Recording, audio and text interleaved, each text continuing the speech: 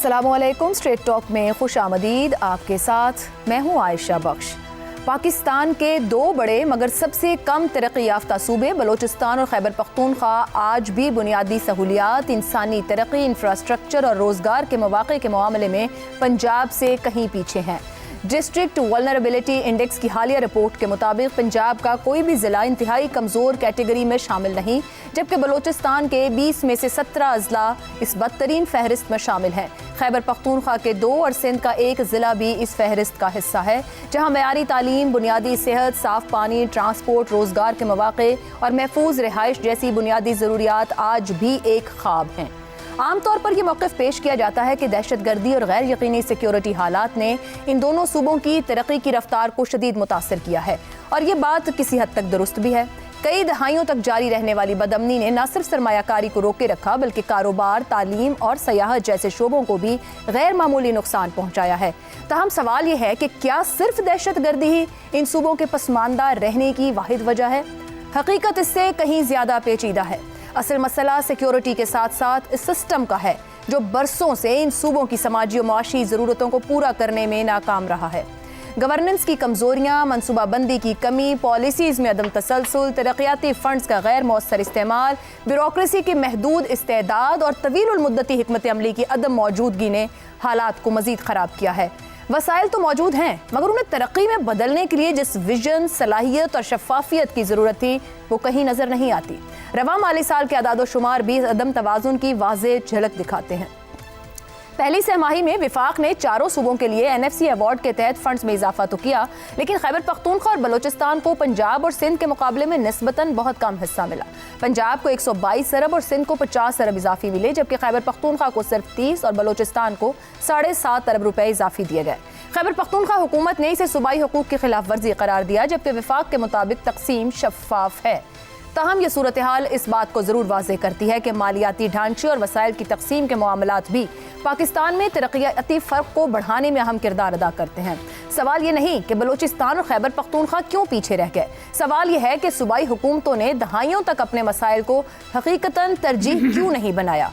दहशतगर्दी एक बड़ी रुकावट यकीनन थी, लेकिन गवर्नेंस की कमज़ोरी, पॉलिसीज़ की अदम मौजूदगी, मालियाती नाइंसाफ़ी और निज़ाम की अंदरूनी खराबी वो मुस्तकिल अवामिल हैं जिन्होंने इन सूबों को तरक्की की दौड़ से बाहर रखा। जब तक फंड्स, पॉलिसी और गवर्नेंस एक ही सिमत में नहीं चलते, पाकिस्तान के अंदर मौजूद ये तरक्याती खलीज मज़ीद गहरी होती जाएगी। प्रोग्राम के पहले हिस्से में इसी मामले मौजू पे गुफ्तगू रहेगी। हमारे साथ हैं शहजाद चौधरी, ज़ैगम खान, रज़ा रूमी और इफ्तिखार अहमद साहब। प्रोग्राम का सवाल आप सभी के लिए।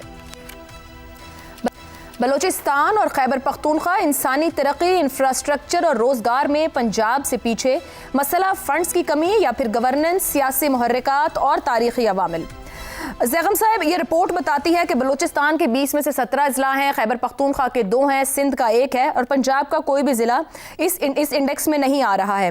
ये जो अदम मुसावात दिखाई देता है विफाकी इकाइयों में, कहाँ जिम्मेदारी फिक्स करेंगे, किसकी लापरवाही है, और फिर सवाल उठना और विफाक के अंदर इस बात को हाईलाइट करना और कई तरह की तकसीम की तरफ मामलात को ले जाना, जिम्मेदारी का तयन किया जा सकता है, मुमकिन है? देखिए, पंजाब के अंदर मिसाल के तौर पर इस वक्त पंजाब जो है वो बगलें बजा रहा है ना। पंजाब में जो मल्टी डायमेंशनल पॉवर्टी लाहौर में है वो 6% है और राजनपुर में 66% है। तसव्वुर कीजिए कि एक ही सूबे के एक ज़िले में लाहौर में 6% है गुर्बत मल्टी डायमेंशनल और राजनपुर में 66% है। इसी तरीके से हम देख रहे हैं ये कुछ ज़िले हैं जो बहुत पीछे रह गए हैं और पैमाइश किसने की है? ये डिस्ट्रिक्ट वल्नरेबिलिटी इंडेक्स है, इसके लिए पैसे दिए बरतानिया वालों ने। बरतानिया का फॉरेन एंड कॉमनवेल्थ ऑफिस, उससे फंडिंग ली गई है और उसके बाद पॉपुलेशन काउंसिल जो है उसने ये रिसर्च की है। खैर से ये काम भी हम खुद करने जोगे नहीं हैं। 2025 में हमने किया और फॉरेन फंड लेकर किया और तब हमें पता चला कि कौन से ज़िले पीछे रह गए हैं। आपने बताया इसमें हाउसिंग, कम्युनिकेशन, रोज़गार, सेहत, तालीम, डेमोग्राफिक वगैरह इन सब चीज़ों को देखा गया। देखिए, हम इन 17 ज़िलों पर बात कर रहे हैं तो अभी इन्हीं को देख लेते हैं तो हमें एक पैटर्न नज़र आता है। 3 इसमें बड़ी बड़ी बातें नज़र आती हैं। ख़ास तौर पे बलूचिस्तान के हवाले से देखिए कि एक मुश्किल जोग्राफिया है वहाँ का। पॉपुलेशन की लो डेंसिटी है, पॉपुलेशन दूर दूर तक फैली हुई है, ایگریکلچر کم ہے، پانی کم ہے، کاروبار مشکل ہے کیونکہ فاصلے بہت زیادہ ہیں، سڑکیں کم ہیں، بنانا مشکل ہے پھر کیونکہ فاصلے بہت زیادہ ہیں۔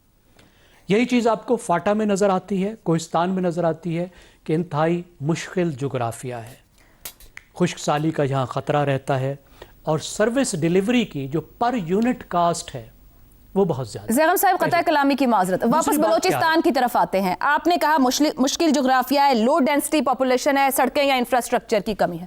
سر یہ کام تو 70-75 سال سے موجود ہے، بجٹ بھی جا رہا ہے، لیڈرز بھی وعدے کر رہے ہیں، سب کچھ ہو رہا ہے، اس کو آسان بنانا کیوں آسان بنانا ممکن نہ ہو سکا ہے 70-75 سالوں میں؟ یہ کوئی نئی چیز تو نہیں ہے وہاں پہ جو کچھ بھی موجود ہے، صاف پانی تک نہیں دے سکتے وہاں کے لوگوں کو۔ یہ میں نے آپ کو پہلا پوائنٹ بتایا، آپ بالکل ٹھیک کہہ رہی ہیں۔ دوسرا پوائنٹ جو اس میں آپ کی بات کا جواب ہے کہ تاریخی طور پر یہ ضلع انڈر انویسٹمنٹ کا شکار رہے ہیں، یہاں پہ بہت کم خرچ کیا گیا ہے، اور جب کوئی بڑی انویسٹمنٹ آئی ہے، مثال کے طور پر اگر بلوچستان میں گیس پر انویسٹمنٹ ہوئی، پورٹس پر انویسٹمنٹ ہوئی، منرلز پر انویسٹمنٹ ہوئی، تو وہ انویسٹمنٹ عام آدمیوں تک نہیں پہنچی، اس کے فائدے عام آدمیوں کو نہیں ملے، جو لوکل سوشل چینج آنی چاہیے تھی وہ یہاں پہ نہیں آئی۔ زیغم صاحب قطع کلامی کی معذرت، میرا سوال پھر کیوں کے ساتھ ہے، انڈر انویسٹمنٹ کیوں ہوئی؟ ہم 20 میں سے 17 اضلاع کی بات کریں بلوچستان کے، یعنی کہ اپروکسیمیٹلی مور دین 80%، کیوں انڈر انویسٹمنٹ رہی اور کیوں انسان پر انویسٹمنٹ نہ ہوئی وہاں پر، پروجیکٹ پہ کیوں؟ دیکھیے انڈر انویسٹمنٹ آپ کو اس کا پیریڈ نظر آتے ہیں، اور انڈر انویسٹمنٹ جاری ہے ان اضلاع میں۔ ایک تو آپ کو نظر آتا ہے کہ 18ویں ترمیم سے پہلے جب سب کچھ مرکز کے پاس تھا اس وقت بھی یہی حال تھا، اور جب صوبوں کے پاس وسائل گئے ہیں پھر بھی یہی حال ہے۔ تو اس کا کیا مطلب ہے کہ جو پولیٹیکل رولنگ ایلیٹ ہے وہ مرکز میں بھی وہی ہے، صوبے میں بھی وہی ہے، جو بیوروکریسی ہے جو چلاتی ہے وہ مرکز والی بھی وہی ہے، صوبوں والی بھی وہی ہے، تو جو گورننس وہاں ہے وہ گورننس یہاں ہے، تو جو لوگوں تک، ضلعوں تک اور مقامی حکومتوں تک جو چیز پہنچنی چاہیے تھی وہ نہیں پہنچی۔ تو گورننس کو میں ایک فیکٹر کاؤنٹ کر لوں یا پولیٹیکل موٹیویشن کو؟ یہ دونوں چیزیں، اور تیسری بھی میں ایڈ کر دوں کہ پاکستان کے پالیسی میکنگ کے مرکز پہ انسان نہیں ہے، انسان کے لیے پالیسی نہیں بنائی جاتی، اشرافیہ کے لیے بنائی جاتی ہے، اپنے آپ کو فائدہ دینے کے لیے بنائی جاتی ہے۔ جو پروجیکٹ ہوتے ہیں وہ اس لیے ہوتے ہیں کہ اشرافیہ ہی کو فائدہ ملے، اور پروجیکٹ اس طرح دیے جاتے ہیں۔ ٹھیک ہو گیا زیغم صاحب، دوسرے لفظوں میں آپ یہ کہہ رہے ہیں کہ اشرافیہ جن کو رول کر رہی ہے ان کو انسان بھی نہیں سمجھ رہی ہے۔ افتخار صاحب میں اگر آپ کی جانب آؤں، یہ جب ہم بات کرتے ہیں انسانی ترقی، انفراسٹرکچر، روزگار، یہ بنیاد ہیں کسی بھی معاشرے کے آگے جانے کی یا بہت سے پروجیکٹس کے چلنے کی یا معاشرے کے ترقی کرنے کی۔ زیغم صاحب نے جو جملہ ختم کیا کہ جن کے اوپر انویسٹ ہونا ہے، جنہوں نے معاشرے کو لے کے چلنا ہے، وہی ان کو انسان نہیں سمجھ رہے، ایسا کیوں ہے؟ ایسا اس لیے ہے کہ آج ہمیں یہ باتیں کرنے کو مل رہی ہیں، ہم سو رہے تھے 70 سال سے، سوال تو یہ بھی پیدا ہوتا ہے نا۔ کبھی بھی ہماری ڈسکشن میں، صحافیوں کی ڈسکشن میں، دانشوروں کی ڈسکشن میں یہ معاملہ زیر بحث آیا ہی نہیں۔ آج بھی ہم ایک غیر ملکی رپورٹ کے اوپر تبصرہ کر رہے ہیں۔ پاکستان میں کوئی ایسا محکمہ نہیں ہے جو یہ رپورٹ تیار کرتا ہو، تنخواہ تو لیتے ہیں۔ سوال ہے کہ ہماری ترجیحات ہی 11-12 لاکھ لوگوں کے لیے ہیں۔ پاکستان مجھے لگتا ہے ہی 11-12 لاکھ لوگوں کے لیے، ہم تو خام خواہ ہیں جو باقی ہیں۔ اب جو بات آپ نے اتنی خوفناک بتائی کہ لاہور میں کیا پوزیشن ہے، اور راجن پور کا تذکرہ کیا نا، ڈی جی خان کا آپ نے تذکرہ کیا، آپ مجھے بتائیں کہ کوئی اخلاقی جواز ہے، کوئی سیاسی جواز ہے، کوئی معاشی جواز ہے، کوئی جواز ہے کہ گورننس کیا وہاں پہ کمشنر نہیں ہے، ڈپٹی کمشنر نہیں ہے، وہاں پہ وہ سارا سیٹ اپ جو انگریز ہم کو دے گیا وہاں پہ موجود نہیں ہے؟ کیا ان کی کوٹھیاں موجود نہیں ہیں، کاریں موجود نہیں ہیں، ان کو اچھی تنخواہیں نہیں ملتی، ان کی پینشنیں موجود نہیں ہیں؟ تو کیا یہ سب کچھ ان کو اس لیے دیا جاتا ہے کہ وہ اپنے بچوں، بھانجوں، بھتیجوں کے لیے سوچیں اور وہاں کے غریب عوام کے لیے نہ سوچیں جہاں پہ ان کی تعیناتی ہوئی ہے؟ یہ ساری کی ساری جو پالیسیاں بنتی ہیں، یہ بنیادی طور پہ یہ پالیسیاں بناتے ہی بیوروکریٹ ہیں۔ کسی قسم کی کوئی فیصلہ بھی کرنا ہو، بیوروکریٹ پہلے PC1 بناتا ہے، اور PC1 میں عوام کا کوئی تعلق نہیں، کوئی عمل دخل نہیں۔ سر وہاں سے منتخب ہونے والے نمائندوں ان کا بھی کوئی عمل دخل نہیں، ان کا بھی کوئی عمل دخل نہیں۔ سن لو میری بات، اور وہ سٹینڈ بھی نہیں لے سکتے اپنے علاقے کے لیے, بتا بھی نہیں سکتے کس علاقے میں کہاں انویسٹ ہونا اس لیے نہیں لیتے, وہ اپنے 4-5 جو ان کی ترجیحات ہوتی ہیں ان کے علاقے کی, کہ بھی ان کے جو رقبے ہیں وہاں تک سڑکیں چلی جائیں, یا ان کا کوئی خاص علاقہ ہے وہاں پہ ووٹ بینک ان کا زیادہ ہے تو وہاں پہ کچھ نوکریاں مل جائیں, وہاں پہ کچھ اسکول مل جائیں. اس اے سیریس میٹر, اور ہمیں افسوس ہے کہ اس کے اوپر کوئی توجہ نہیں دے رہا.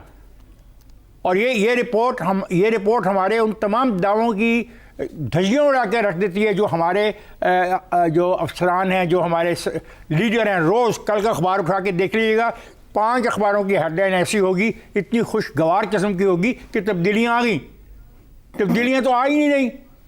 اگر وہاں پہ میں کہتا ہوں یہ لاہور میں کہا 5%, 6%. میں چیلنج کرتا ہوں, لاہور کے اندر زیر زمین پانی اس قابل نہیں ہے کہ لاہور یہ پانی پئیں. یہ وہاں کی بات کر رہا ہوں جہاں پہ سب سے زیادہ پیسہ لگایا جا رہا ہے بقول اس رپورٹ کے, جہاں پہ سب سے اچھا کام ہو رہا ہے بقول اس رپورٹ کے, وہاں کا زیر زمین پانی اس قابل نہیں ہے کہ اس کو پیا جائے. یہ ہمارے روز کی رپورٹ ہے. تو مسئلہ یہ ہے کہ گورننس جو ہے, جو گورن کر رہے ہیں ہمارے ملک کو, ان کے مسائل کچھ اور ہیں, ان کی ترجیحات کچھ اور ہیں. میرے غریب کی ترجیحات اور مسائل کچھ اور ہیں. ان دونوں کے درمیان جو خلا ہے وہ پورا نہیں ہو پا رہا, اور وہ کوئی پورا کرنا نہیں چاہتا. جہاں پہ منرل ہے, جہاں پہ اپنا سنگ مرمر کی کانیں ہیں, جہاں پہ سوئی گیس ہے, وہاں پہ اگر سوئی گیس نہیں پہنچ رہی تو اس کی ذمہ داری وہاں کے رہنے والے شہریوں کی نہیں. انہوں نے تو نہیں کھدائی کر کے پائپ بچھا دینا گیس کا, یہ تو وہاں کے پالیسی ساز اداروں کا کام ہے کہ اس علاقے میں گیس چاہیے, کتنی چاہیے. میں آج پڑھ رہا تھا کسی علاقے میں گیس نہ ہونے کی وجہ پہ وہاں پہ صنعتیں رک گئی ہیں. تو گورننس اوپر سے نیچے تک جو پرائرٹائز نہیں کر پا رہی, اور جتنا کرتی ہے وہ اشرافیہ کی ضرورت کے لیے. بالکل صحیح کہا. شہزاد چودھری صاحب, یہ جو 20 انتہائی کمزور اضلاع کی بات کر رہے ہیں, یا ملک کی 11% آبادی رہتی ہے, 20 لاکھ بالغ خواتین اور اتنے ہی کم عمر بچے ہیں 5 سال سے. اب کیا یہ وسائل وجہ ہے کہ وسائل ان تک نہیں پہنچ پا رہے, یا کم وسائل موجود ہیں ان علاقوں کے لیے, یا جب چھوٹے صوبے شکوہ کرتے ہیں, یا پھر آپ اس کی وجہ کچھ اور سمجھتے ہیں کہ استعداد ہی نہیں ہے, وہ جنہوں نے ذمہ داری لی ہے ڈیلیور کرنے کی وہ استعداد اور صلاحیت نہیں رکھتے ہیں, PC1 سے لے کر سیاستدان کی ترجیح ہو یا پھر کسی اور کی؟ عائشہ, وسائل کا تو مسئلہ نہیں ہے. دیکھیں جہاں پہ 60% کسی ملک کا جو پیسہ ہے وہ ان صوبوں کو جاتا ہو تو وہاں وسائل تو کم نہیں ہو سکتے. جب بلوچستان کے ایک سیکٹری کے گھر سے اربوں نکلتے ہوں, اربوں اس کے اپنے پلفر کیا ہوا پیسہ نکلتا ہو تو وسائل کا تو مسئلہ نہیں ہے. 40 ارب روپیہ آپ کو ایک خیبر پختونخوا کے کسی ایک کلرک کے گھر سے مل رہا ہو تو وہ وسائل کا مسئلہ نہیں ہے. درست. مسئلہ یہ ہے کہ ان کو سب سے بڑا مسئلہ جو میں جانتا ہوں اپنے تجربے سے بھی, کہ پیسہ مل بھی جائے تو ان کو یہ نہیں سمجھ نہیں آتی کہ اس کو خرچ کدھر کریں. یعنی سب سے مشکل کام ہوتا ہے یہ پلان کرنا کہ اس کو ہمارے پروجیکٹ کیا ہے, ہمارا پلان کیا ہے, ہم کرنا کیا چاہتے ہیں. چونکہ وہ کنسیپشن نہیں ہے, وہ تو اپنا کوئی ایسا تخیل نہیں ہے کہ پروگرس کا, ڈیولپمنٹ کا صوبے کے لیے.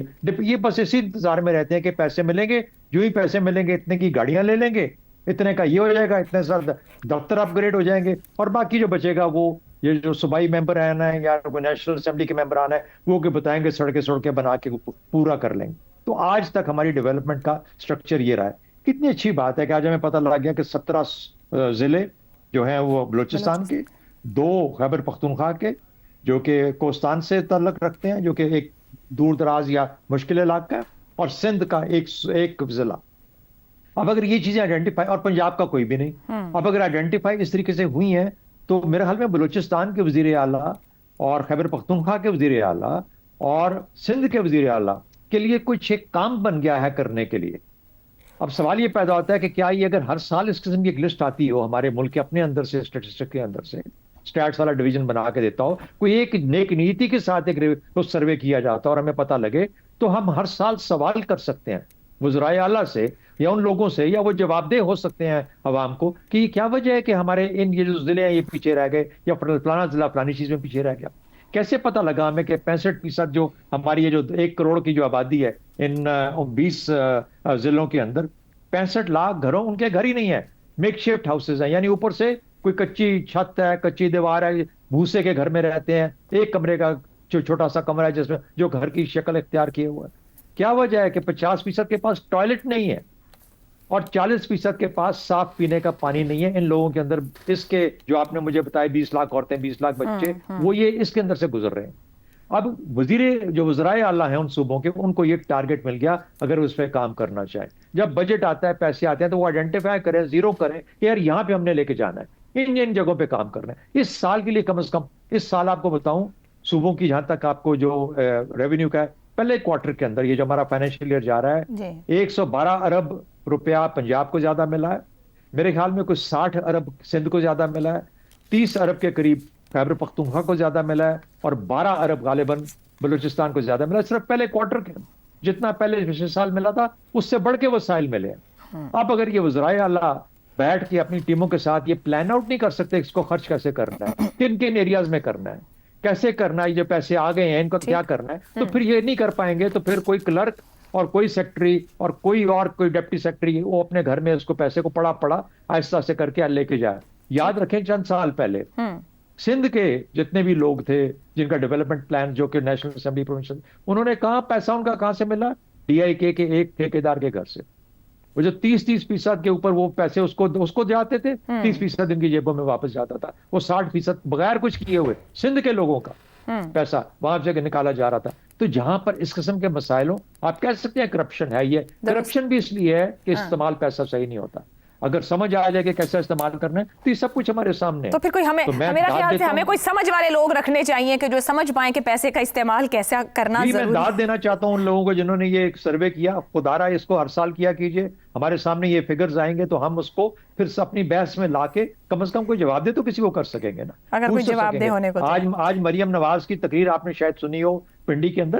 شی واز آنسرنگ کہ اس نے چاہے اپنی وہ جو مرضی بتا رہی ہو کہ میں نے یہ لیکن ایک ڈائریکشن تو نظر آتی ہے نا. چلے 50% کیا ہوگا لیکن کچھ نہ کچھ تو ہو رہا نظر آتا ہے لوگوں کو، کچھ دکھانے کی کوشش تو کی جا رہی ہے. درست ہو گیا.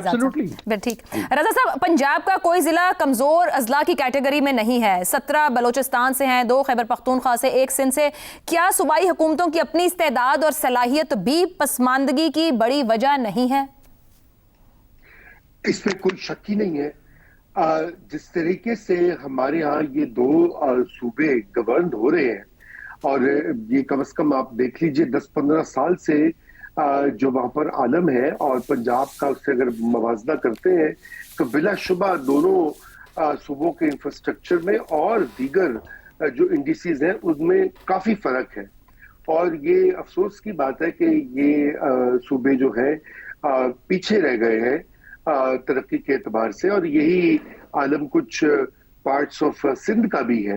اب اس میں عوامل، ظاہری بات ہے آپ کا سوال ہے کہ کیا یہ تاریخی عوامل ہے یا یہ گورننس کا ایشو ہے، تو ایشو بنیادی طور پر گورننس کا ہے، اور کوئی بڑا اس میں راز کی یا کمپلیکیٹڈ بات نہیں ہے. اس کی وجہ یہ ہے کہ وسائل ان تمام صوبوں کو 2010 کے بعد آپ دیکھ لیجئے تو ان کی جو ڈیولپمنٹ بجٹس ہیں وہ 2 سے 3 گنا بڑے ہیں متواتر، چاہے وہ بلوچستان ہو، چاہے وہ خیبر پختونخوا ہو، چاہے وہ دیگر صوبے ہو.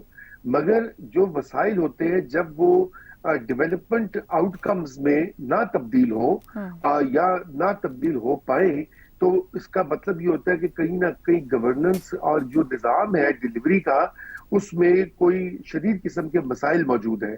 یا تو وہ پیسے اپنی جگہ پہ لگ نہیں رہے، یا ان کا جو ہے ان کو چیک نہیں کیا جا رہا. ان سکیمز کو یاد رہے کہ ان تمام صوبوں میں بجٹ بنتے ہیں، ترقیاتی پروگراموں کی لسٹ بھی بنتی ہے، مگر بعد میں ان کی جو آن گراؤنڈ پریزنس ہوتی ہے یا ان کی جو افادیت ہوتی ہے وہاں پہ مسئلہ آ جاتا ہے. دوسرا، اب ہم یہ بھی کہہ سکتے ہیں کہ یہ 2 صوبے جو ہیں یہاں پہ کانفلکٹ جو ہے وہ بھی رہا ہے. پنجاب میں نسبتاً وہ والا معاملہ نہیں رہا. خیبر پختونخوا کے کچھ اضلاع اور قبائلی اضلاع جو ہے وہاں تو کتنے عرصے سے شورش جاری رہی ہے، دہشت گردی رہی ہے. اس کے بھی اثرات بالکل پڑتے ہیں. توجہ اور توانائیاں جو ہے حکومتوں کی وہ ڈائیورٹ ہو جاتی ہیں، اور یہی حال کچھ اضلاع جو ہے بلوچستان میں وہاں بھی درپیش رہا ہے. مگر اس کے ساتھ ساتھ میں یہ ضرور کہوں گا کہ جو وہاں کی اشرافیہ ہیں، صوبائی حکومتوں میں مختلف پارٹیاں رہی ہیں. ابھی تو خیر KP میں تو ایک ہی پارٹی ہے، ان کی تیسری گورنمنٹ ہے، لیکن بلوچستان میں سب میوزیکل چیئرز کی طرح بدلتے ہیں اور ساروں کا حصہ ہے. اور ان کو جواب دہی ان سے مانگنی چاہیے، ان کو ان کی اکاؤنٹیبلٹی ہونی چاہیے کہ آخر آپ نے ان تمام وسائل کو لگایا کہاں ہے اور عوام کے لیے کچھ کیا کیوں نہیں، درست ہو گیا، جواب دیں۔ درست ہو گیا۔ تو مجموعی طور پہ دیکھا جائے تو سبھی نے گورننس کی بات کی کہ گورننس واحد وجہ ہے، مگر جب تبدیلی آتی ہے وہ حکومتی ہو، سیاسی ہو، ریاستی ہو، تو پھر گورننس میں تبدیلی کیوں نہیں آتی؟ تو دکھتا یہ ہے کہ گورن کرنے والوں کی جو ویژن اور کیپیسٹی ہے اس کو دیکھنے کی ضرورت ہے، یعنی اس بیماری کی جڑ کے اوپر بہت غور و خوض سے جان کر اس کا کوئی حل نکالا جا سکتا ہے۔ ایک بریک لیتے ہیں، بریک سے واپس آئیں گے تو بات کریں گے امریکہ سعودی معاہدے کس طرح کے اور کہاں کہاں پر اثرات لائیں گے اس بریک کے بعد۔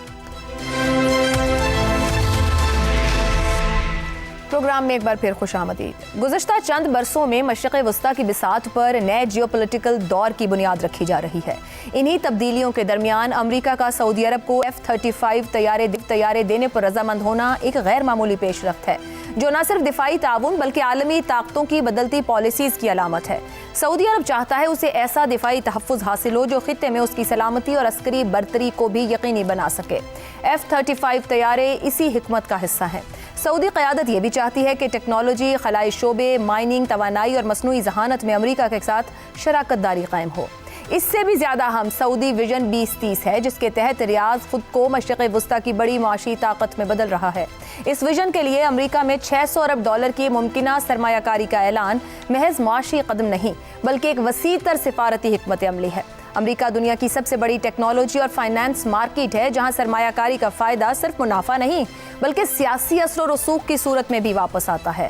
سعودی قیادت چاہتی ہے کہ مستقبل میں عالمی فیصلہ سازی کے برعکس وال سٹریٹ، ٹیک انڈسٹری، دفاعی کارپوریشنز اور توانائی مارکیٹس میں اس کا حصہ اور وزن نمایاں ہو۔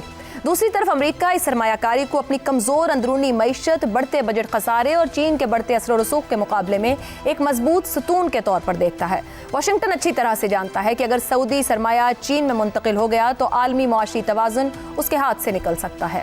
اس لیے امریکہ نہ صرف F-35 جیسے حساس اثاثے دینے پر رضامند ہوا بلکہ سیکیورٹی گارنٹیز، ٹیکنالوجی شیئرنگ اور مشترکہ دفاعی فریم ورک کی بات بھی آگے بڑھائی گئی ہے۔ ایک اہم وجہ یہ ہے کہ سعودی عرب اب مکمل طور پر امریکہ کا محتاج نہیں رہا ہے۔ چین اور روس کے ساتھ اس کا تکنیکی تعاون بھی بڑھا ہے اور پاکستان کے ساتھ اسٹریٹجک میوچل ڈیفنس ایگریمنٹ نے بھی واضح کیا ہے کہ ریاض اب خود مختار طاقت کی طرف بڑھ رہا ہے۔ امریکہ کے لیے یہ لمحہ خطرے کی گھنٹی تھا کہ کہیں خطے کا سب سے بااثر ملک اس کے ہاتھ سے نہ نکل جائے۔ ٹرمپ نے سعودیہ کو بڑا غیر نیٹو اتحادی تسلیم کرنے کا بھی اعلان کیا ہے۔ ٹرمپ بارہا یہ کہہ چکے ہیں کہ سعودی عرب نام نہاد ابراہم معاہدوں میں شامل ہو جائے۔ تاہم سعودی ولی عہد نے پھر یہ موقف دہرایا ہے کہ ریاض کسی بھی ممکنہ معاہدے کے حصے کے طور پر فلسطینی ریاست کے قیام کو آگے بڑھانا چاہتا ہے۔ ایسے میں بڑا سوال یہی ابھرتا ہے کہ کیا سعودی ولی عہد کا دورہ مشرق وسطیٰ ہی نہیں بلکہ دنیا پر بھی اثرات مرتب کرنے جا رہا ہے؟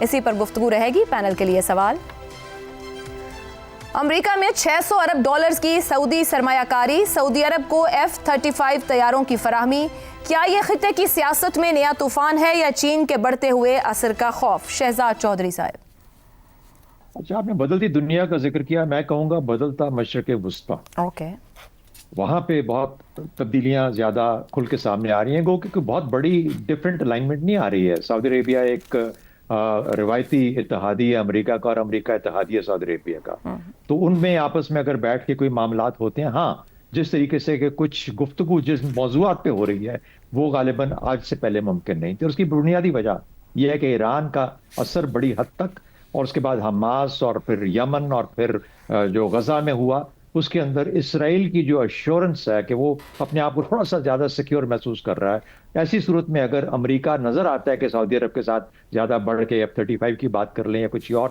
ڈومین میں بھی جا کے انٹریکٹ کرتا ہے، تو شاید اسرائیل کو اس قسم کا خدشہ نہ ہو جو کہ شاید اس سے پہلے ہو سکتا تھا۔ تو وہاں پہ بدل رہا مشرق وسطیٰ اس چیز کے اندر ہے۔ لیکن اس کو اس طرح کر لیتے ہیں، ڈیوائڈ کر لیتے ہیں کہ امریکہ کا انٹرسٹ کیا ہے۔ امریکہ کا انٹرسٹ یہ ہے کہ $1 ارب چاہیے اس کو، یہ انویسٹمنٹ جو کہ سعودی عربیہ سے چاہیے۔ 600 بلین اس نے کیا ہے، اس نے کہا میں 1 ارب تک لے جاؤں گا۔ اور دوسرا اس کے بعد اس کو ابراہم اکارڈ چاہیے کہ یہ مان لے، تو پھر اس کا کام مکمل طور پہ ہو جاتا ہے کہ کافی حد تک امن آ گیا مشرق وسطیٰ میں اور اسرائیل کی پوزیشن سیکیور ہوگی۔ تو یہ 2 انٹرسٹ اس کے ہیں۔ اچھا، سعودی عرب کا کیا انٹرسٹ ہے؟ سعودی عرب F-35 لینا چاہتا ہے کیونکہ ابھی بھی اس کو ایران کا ہو تو گیا بڑی حد تک، اس کو انہوں نے نلیفائی کیا، لیکن ابھی بھی ایران ایک فورس کے طور پہ ایگزسٹ کرتا ہے اور سعودی عربیہ اپنا حجم بڑھانا چاہتا ہے ملٹری طاقت کے حساب سے، تو اس کا انٹرسٹ ہے۔ آرٹیفیشل انٹیلیجنس مصنوعی ذہانت کا ذکر کیا, وہ اپنے آپ کو اس فیلڈ میں لے جانا چاہتا ہے اور چاہتا ہے کہ $1 کھرب کے بعد جب وہ انویسٹ کرے گا تو اس کو امریکہ اس چیز کے اندر ہیلپ کرے گا. نیوکلیئر ریئیکٹرز, اس کے اندر وہ چاہتا ہے کہ اس کی مدد کی جائے تاکہ نیوکلیئر فیلڈ کے اندر بھی اس کا نام بنے. تو جب یہ ساری چیزیں سامنے آ جاتی ہیں تو پھر لگتا ہے کہ سعودی عربیہ اپنے مستقبل کے ایک نقشے کے مطابق چلنا چاہ رہا ہے, جو کہ غالباً اس کو بڑی حد تک حاصل ہو بھی جائے گا.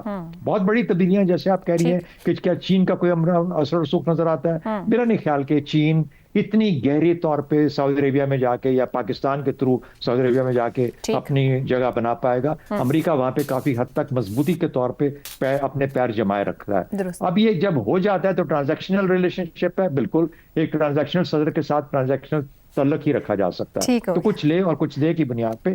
لیکن ابراہم اکارڈز کے اندر جو سعودی عربیہ کا یہ موقف کہ میں اس وقت تک آگے نہیں بڑھوں گا جب تک 2 اسٹیٹ سولوشن کی کوئی شکل یا نقشہ یا رستہ اختیار نہیں کیا جاتا, تو میرا خیال ہے ایک بڑی اچھی سیکیورٹی ہے. تو میرا نہیں خیال کہ سوائے سعودی عربیہ کے اپنے فائدے کے اور امریکہ کو بڑی حد تک انویسٹمنٹ ملنے کے, اس سے بڑی کوئی تبدیلی کی ہم کو تو توقع کر سکتے ہیں. ٹھیک ہو گیا. زیغم صاحب, دونوں اطراف کی مجبوریاں, ضرورتیں یا ترجیحات کہا جائے اور اس طرح کے معاہدوں میں بندنا مشرق وسطیٰ کے جیو اسٹریٹجک حالات پر آپ کوئی اثر دیکھ رہے ہیں یا سمجھ رہے ہیں کہ یہ اپنی ضرورتیں صرف کیٹر کر رہے ہیں؟ دیکھیے, ایک تو بات واضح ہے کہ یہ امریکہ کی تاریخ کی سب سے زیادہ ٹرانزیکشنل پریزیڈنسی ہے. ٹرانزیکشنل کا کیا مطلب ہوتا ہے؟ وہ کسی نے کہا تھا نا, اس ہاتھ دے اس ہاتھ لے, سودا یہاں سب نقد ہے. اس وقت امریکہ کا اور سعودیہ کا جو الائنس ہے وہ ایک دباؤ میں نظر آ رہا تھا. اب یہ 80 سالہ پرانا الائنس ہے. 1945 میں شاہ عبدالعزیز اور روزویلٹ کی ملاقات ہوئی تھی, جو الائنس بنا تھا. اور اس الائنس کی نیچر کیا تھی کہ امریکہ کو تیل ملے گا, جو بہت بڑی ضرورت تھی, اثر ہوگا سعودیہ کی پالیسیوں پر, اور بدلے میں امریکہ سیکیورٹی دے گا. اب یہ حالات بدلنے لگے حالیہ تاریخ میں کہ امریکہ سیکیورٹی سے پیچھے ہٹنے لگا, کیونکہ خاص طور پہ جو اس وقت کی پریزیڈنسی ہے وہ یہ چاہتے ہیں کہ ہمیں سیکیورٹی پہ کچھ خرچ نہ کرنا پڑے. ہر ملک اپنی سیکیورٹی خود ذمہ داری لے, اپنے جو الائز ہیں ان کے. تو سیکیورٹی کے لیے سعودی عرب کو ضرورت تھی کسی اور طرف دیکھے. امریکہ کی تیل کی ضرورت ختم ہو گئی, وہ تیل کا ایکسپورٹ کرنے والا ملک بن گیا, بجائے لینے کے وہ دینے والا پڑ گیا. تو یہ ایک اور بات ہو گئی. تو وہ جو حالات تھے اس میں سعودیہ جو پیچھے ہٹا, اس میں امریکہ میں ایک ری تھنکنگ آئی ہے کہ ہمیں سعودیہ کی ضرورت ہے. سعودیہ کے پیسے کی بھی ضرورت ہے, انویسٹمنٹ کی بھی ضرورت ہے, اور سعودیہ کی دوستی کی بھی ضرورت ہے, کیونکہ سعودیہ ملٹی لیٹرلزم کی طرف ہٹ جا رہا تھا. امریکہ کے ساتھ دوستی تو ہے, الائنس تو ہے, لیکن وہ چین اور روس کے ساتھ بھی الائنس بنا رہا تھا, پاکستان کے ساتھ بھی دفاعی معاہدہ کیا. تو اب یہ ٹرانزیکشنل جو ہمیں ایک ڈیل نظر آئی ہے, اس میں ایک ون ون سچویشن ہے کہ سعودیہ کو میجر نان نیٹو الائی بنایا گیا ہے. صحیح. اسرائیل کے بعد پہلا ملک ہے جس کو F-35 ملیں گے. بدلے میں سعودی عرب انویسٹمنٹ کرے گا. سول نیوکلیئر ڈیل کی بات ہو رہی ہے. امریکہ چپ اور AI میں انویسٹ کرے گا. لیکن 3 باتیں میں کوئکلی بتا دوں, ابھی دیکھنی ہوں گی ہمیں آگے, کہ امریکہ کی اندرونی سیاست, وہاں پہلے ہی بات ہو رہی ہے کہ یا اتنا کچھ سعودیہ کو دیا جانی چاہیے یا نہیں, کانگریس کیسے ریئیکٹ کرتی ہے, سعودی عرب کا جو ملٹی لیٹرلزم ہے وہ آگے کیسے بڑھے گا, اور جو اس کے دوسرے ملکوں سے تعلقات ہیں, جو اوپیک والی پالیسیز ہیں, وہ کیسے اثر انداز ہوں گے تعلقات. درست ہو گیا جی. کہتے ہیں بریک سے واپس آئیں گے تو رضا رومی صاحب اور افتخار احمد صاحب کی رائے آپ کے سامنے رکھیں. پروگرام کے آخری حصے میں ایک بار پھر خوش آمدید. رضا رومی صاحب, دونوں ممالک کے درمیان جو معاہدے ہوئے ہیں, آپ کے خیال میں کس کی ضرورت زیادہ تھی کہ دوسرا ساتھ چلا ہے؟ اور یہ بھی فرمائیے گا کہ پاکستان اور سعودی عرب کا جو سیکیورٹی میوچل ڈیفنس ایگریمنٹ ہوا ہے وہ کتنا امپورٹنٹ ہے امریکہ کو واپس سعودی عرب کے قریب لانے کے لیے؟ دیکھیے, یہ ضرورت اور پالیسی دونوں ہی ممالک کی ہے اور دونوں کا ہی اس پہ فائدہ ہے. عائشہ, اس کی وجہ یہ ہے کہ ایک تو ڈونلڈ ٹرمپ کا ذاتی ایک تعلق رہا ہے. پچھلے ٹرم میں بھی آپ کو یاد ہوگا کہ ان کے تعلقات جو تھے وہ کافی اچھے تھے, اور یہ بائیڈن کا جو دور تھا اس میں سعودی عربیہ کے ساتھ کشیدگی آ گئی تھی.